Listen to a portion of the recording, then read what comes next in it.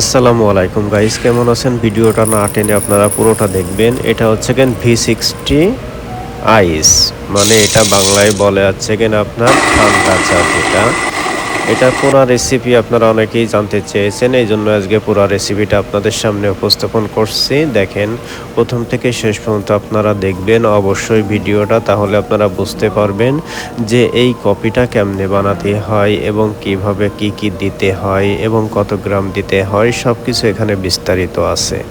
এবং আপনারা আরও কিছু যদি জানতে চান অবশ্যই কমেন্ট বক্সে জানাবেন, ইনশাআল্লাহ আপনাদের রিপ্লাই আমি দেওয়ার চেষ্টা করব এবং বাকি ভিডিও অবশ্যই আপনাদের সামনে উপস্থাপন করা হবে।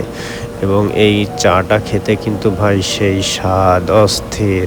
আসলে আমরা বাঙালি তো আইস দিয়ে চা কখনো খাই নাই, কিন্তু খাইলে কিন্তু ভাই সেই স্বাদ, অনেক মজা লাগে খেতে। আর এটা খাইলে শরীরের ভিতরে একটা এনার্জি চলে আসে, অনেক সুন্দর। দেখেন এলোকেন মাছটি আমিনি এ কিন্তু খেয়ে বলতেছে অনেক সুন্দর হয়েছে, 100 ঠিক আছে।